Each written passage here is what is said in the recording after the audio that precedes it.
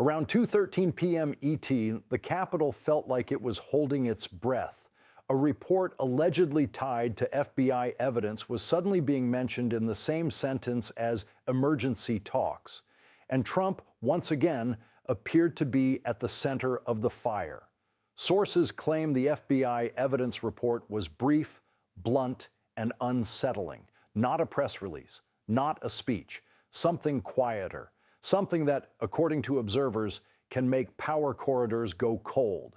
Inside the building, aides were said to be rushing between offices, phones buzzing, doors closing. A few lawmakers reportedly stopped smiling the moment the words FBI and Trump landed in the same conversation. In the background, the DOJ was rumored to be monitoring the fallout. The White House was said to be aware of the situation, and legal watchers hinted that court eyes could follow next, depending on what that evidence was alleged to suggest. This wasn't just politics. It felt like an institutional stress test. And the phrase being repeated in whispers was simple. This changes everything. And what happened next was even more dangerous than anyone expected. Reports suggest this wasn't a normal Washington storm, because when an FBI evidence report becomes the spark for Congress emergency talks, the stakes don't stay contained, they spread. Some officials believe the danger isn't just what the report allegedly contains, it's what it forces institutions to do next. The FBI represents law enforcement gravity. The DOJ represents legal consequence. Congress represents political power. And when those three pull on the same thread, especially with Trump involved, one misstep can turn tension into national turbulence. Observers often say the U.S. system survives because each institution stays in its lane. But a developing story like this can blur lanes fast. If the report allegedly suggests wrongdoing, even in a vague way, it could push Congress to demand answers. It could push the DOJ to review options. It could push a court or judge, at least in theory, toward filings, disputes, or new hearings. And that's where stability can start to wobble. Because the country isn't only watching the headline, people are watching the reaction. Will lawmakers treat it like a crisis? Will Trump treat it like a war? Will the White House try to calm it? Or quietly prepare for fallout? Sources claim the next 48 to 72 hours could be the critical window, not because something is certain, but because pressure has a way of creating mistakes. And mistakes in a situation like this can trigger a chain reaction. This is bigger than Trump. This could reshape everything. To the citizens who have felt powerless watching politics spiral, this is the part where it gets personal. Because when Washington goes into emergency mode, it doesn't stay in Washington. Reports suggest markets can jitter, agencies can slow, public trust can fracture, and regular people, families trying to pay bills, workers trying to plan weeks ahead, end up living under the fog of uncertainty. You might not care about every debate on the Senate floor, but you probably care about stability. You probably care about whether the country feels safe, functional, and predictable. And when a story includes Trump, Congress, and an alleged FBI evidence report, it can stir emotions across the entire nation. Supporters may feel targeted, critics may feel vindicated, everyone else may feel exhausted, and that exhaustion matters. Because exhaustion is when people stop paying attention, and that's when institutions can make their biggest moves without public understanding. Stay with me, I'll break this down clearly. We're going to walk through what reports suggest happened, why it allegedly triggered emergency talks, how a DOJ shadow might be hovering, why court watchers are on alert, and how the White House could be calculating the next step.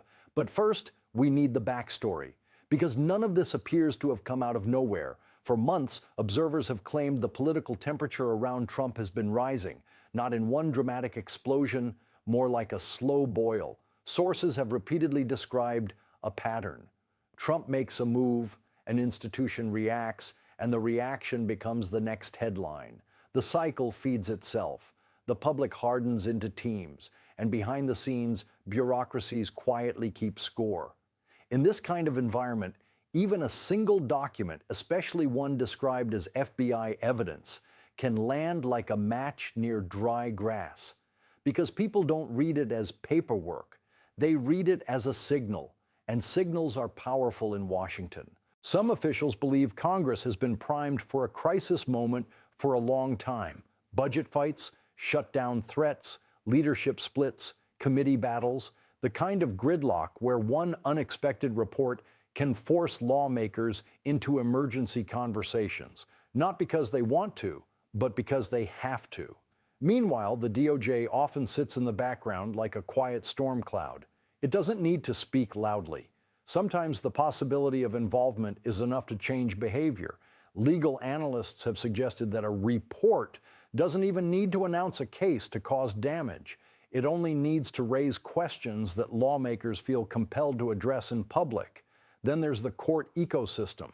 Judges don't chase headlines, but headlines can chase courts. If Congress begins referencing alleged evidence, you can get pressure for subpoenas, hearings, filings, even requests for review, especially when the words national security or intelligence appear anywhere near the story. And that leads to the most sensitive layer, the shadow world of agencies. When sources claim intelligence concerns, people start naming institutions like the CIA, NSA, and the Pentagon, sometimes responsibly, sometimes recklessly. In a developing story, even the mention of those agencies can create panic because the public associates them with the highest stakes, foreign threats, internal security, classified material, and power that operates behind closed doors. And in the middle of all of this, always, there's Trump. Trump isn't just a political figure. He's a force that bends the room. His supporters often interpret scrutiny as persecution.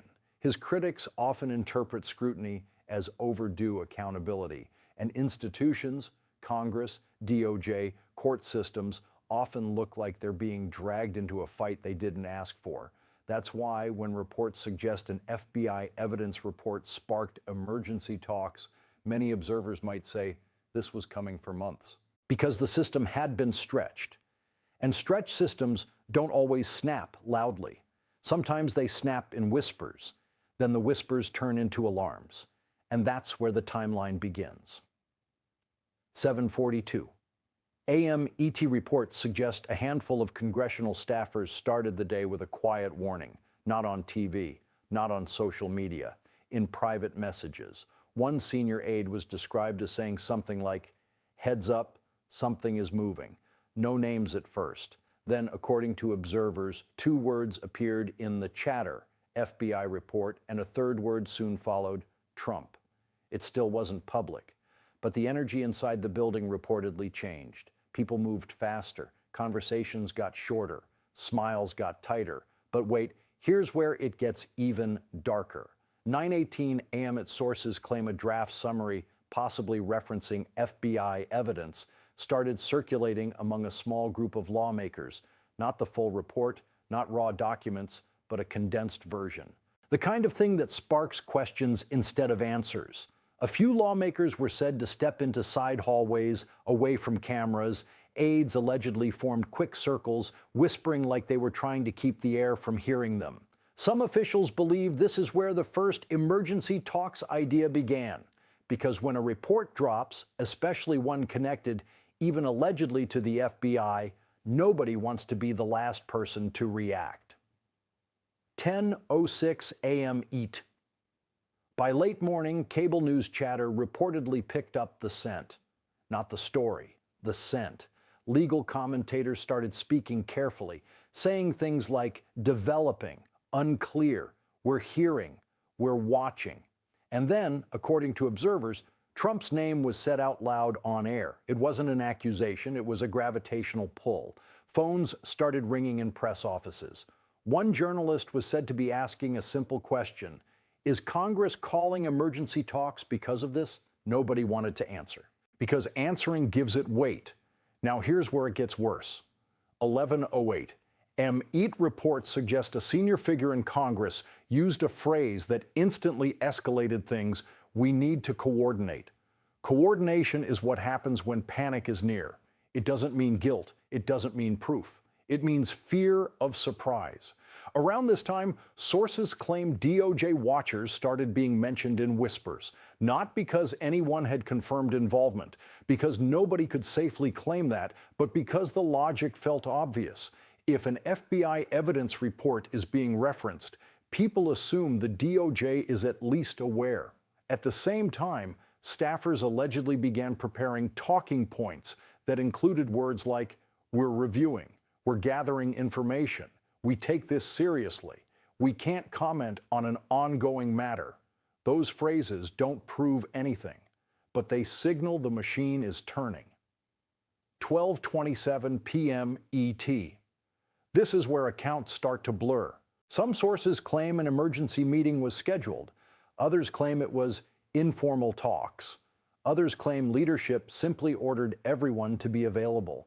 But observers described a pattern: doors closing, security stepping closer, and the Capitol looking unusually tense for midday. One staffer allegedly described it like this: "It felt like a storm warning, but nobody could see the clouds." And then, around 2:13 p.m. ET, the line that started this story reportedly hit the air.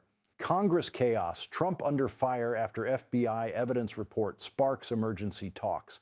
A headline like that doesn't need full evidence to cause damage. It's the combination that does it. Trump plus FBI plus Congress chaos. That trio creates panic on both sides. 3:05 p.m. ET reports suggest the White House was forced into a delicate posture, not necessarily because it had direct control, but because the public often demands a signal from the center. In situations like this, silence can be read as strategy or weakness. Some officials believe the White House might have been assessing three risks at the same time: political blowback, security implications, institutional credibility. If the story grows, it can turn into a national perception crisis, even without hard facts being publicly established. Now, shift the camera. 4:11 p.m., EAT legal analysts began floating cautious hypotheticals. Could this lead to hearings? Could committees request more detail? Could a judge or court end up referenced if filings emerge? Nobody could responsibly claim certainty, but developing story language can still build a staircase in the viewer's mind. And once that staircase is built, people start climbing it. A key phrase allegedly appeared on screen more than once: "What we know so far." That phrase is the soft drumbeat of escalation. It gives people permission to imagine what's missing. 5:26 p.m. ET. Reports suggest internal party tension grew. Some insiders claimed there was frustration. Why are we reacting to a report we haven't even seen? Others allegedly countered, because the FBI is involved, we can't ignore it. That's when the betrayal theme reportedly entered the conversation. Not necessarily betrayal of Trump, but betrayal of unity. When fear rises, unity cracks, and in a cracked environment, one statement can become a weapon. Now here's where it gets worse. 6:43 p.m. ET. As the evening news cycle heated up, some commentary began referencing national security angles, not with firm claims, more like, if this touches national security, or if any intelligence concerns exist. That's where institutions like the Pentagon, CIA, and NSA often get mentioned, sometimes responsibly, sometimes as rhetorical weight. Sources claim that even the hint of such agencies in the orbit of a Trump story can multiply public anxiety, because it turns a political story into a security story, and security stories make people feel powerless. 8:09 p.m. ET. This is where the tone reportedly changed. Observers suggested a key lawmaker referenced the phrase FBI evidence in a way that felt more concrete than before. Still careful, still not definitive, but sharper. It allegedly went from "reports exist" to "we've been briefed." That single shift can change everything, because a briefing implies proximity, and proximity implies urgency. The building reportedly went quieter, not calmer. Quieter like a room right before an argument. The moment everything changed wasn't a shout. It was a pause. 10:52 p.m. ET cable panels multiplied. Social feeds intensified. Commentators repeated cautious phrases, but the public heard only the emotional core. Trump under fire. FBI evidence report, emergency talks, a crisis that might be growing. At this hour, sources claim Trump allies began preparing responses, not necessarily because they had full information, but because in modern politics, you respond to the headline before you respond to the facts. One line allegedly floated in pro-Trump circles. They're hiding this, not as a proven claim, as a rallying cry. And rallying cries can become gasoline. 12:18 a.m. by midnight, there still wasn't clarity, just tension. Some officials believed more would come in the morning. Others believed the story might dissipate. But observers suggested a dangerous reality. Once the word FBI evidence enters a Trump headline, the story rarely fades quietly, because now everyone has a role to play. Congress has to look serious. The DOJ has to look neutral. The White House has to look steady. The court system has to look above politics. And Trump has to look unshaken. And those roles collide. But then something happened that nobody saw coming. Let's pause and simplify. In simple terms, reports suggest this storyline has three moving parts. A report described as FBI evidence, Congress reacting with emergency talks. Trump becoming the focal point of the escalation. It doesn't mean the report is public. It doesn't mean guilt. It doesn't mean certainty. It means the reaction is driving the crisis. Here's the clean recap. Reports suggest a summary tied to FBI evidence began circulating among lawmakers. Sources claim Congress leadership considered emergency coordination to manage fallout. Observers say the DOJ was rumored to be monitoring the situation, even if details stayed unclear. Commentary hinted that court judge angles could appear later if filings or hearings emerge. The White House was said to be weighing how to respond without inflaming tension. Party insiders allegedly warned of a widening split, especially if the story grows. By late night, the public had tension, but not closure. So the key takeaway is this: even without final facts, a developing story can still shake institutions. And when institutions shake, consequences can follow.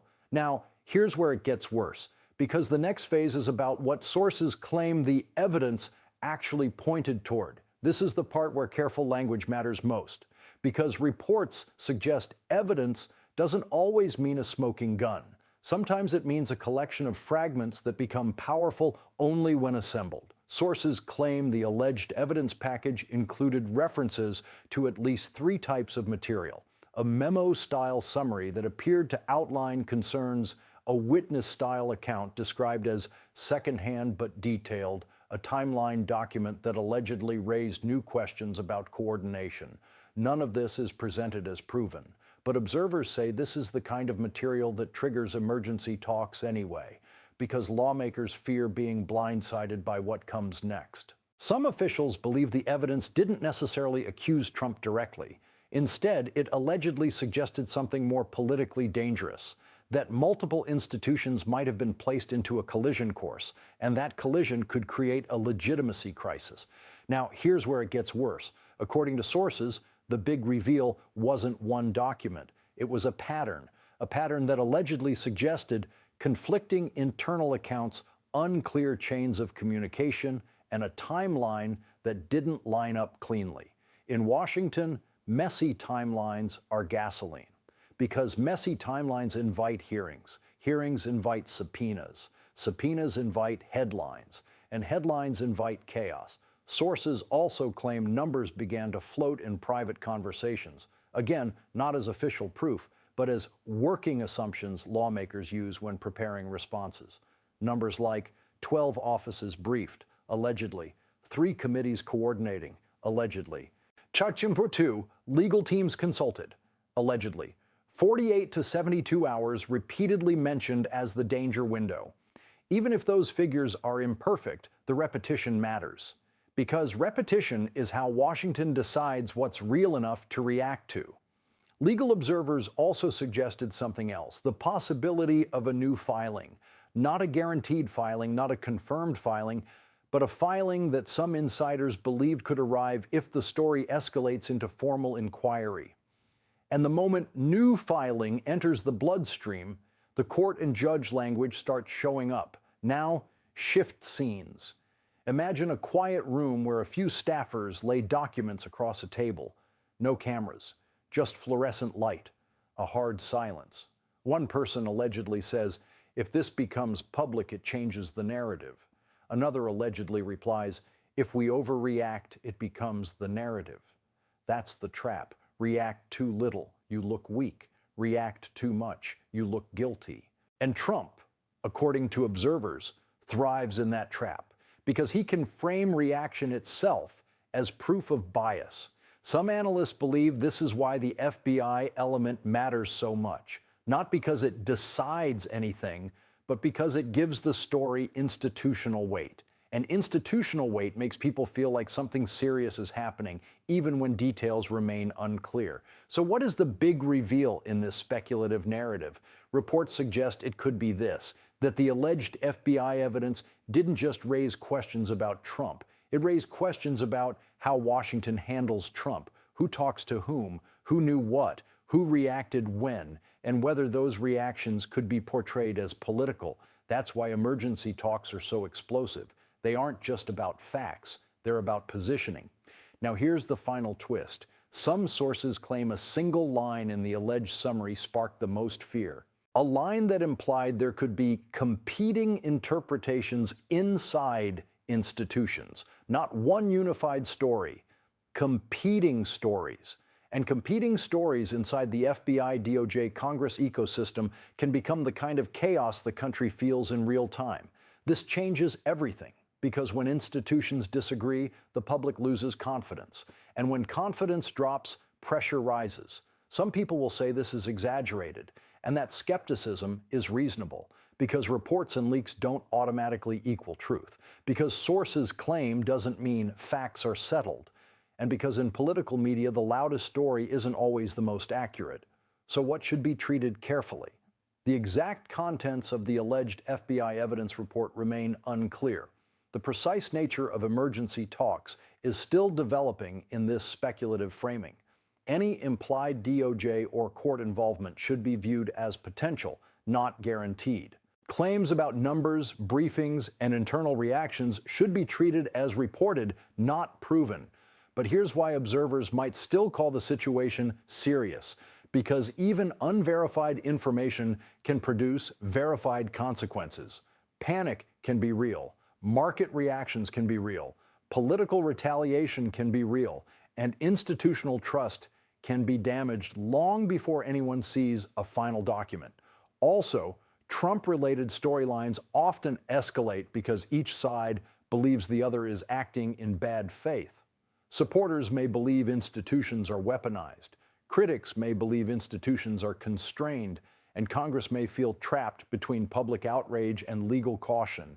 That's why this kind of developing scenario can matter even if details remain uncertain, because it tests whether the system can handle pressure without breaking norms. And pressure, especially within the next 48-72 hours, can produce rushed decisions. Now, the final phase is the fallout, and the part everyone is waiting for. What happens next? Reports suggest the immediate fallout could look like this: more briefings, more statements, more accusations, more silence. Some officials believe Congress could move toward hearings if pressure grows. Others believe leadership might try to contain it to avoid a broader crisis. The White House might attempt to lower the temperature publicly while preparing privately. And Trump, according to observers, could respond by framing the entire moment as an institutional attack. Three possible scenarios based on how crises often unfold. Escalation scenario, 55%, more leaks, louder headlines, emergency talks become formal action. Containment scenario, 30%. Leadership limits exposure. The story cools without a clear endpoint. Backfire scenario, 15%. Reactions create a larger legitimacy fight than the alleged evidence itself. No outcome is guaranteed. But the risk is real, a growing sense that institutions are in a tug of war and the public is caught in the middle. If you want the next update, stay connected, because after tonight, nothing feels untouchable anymore.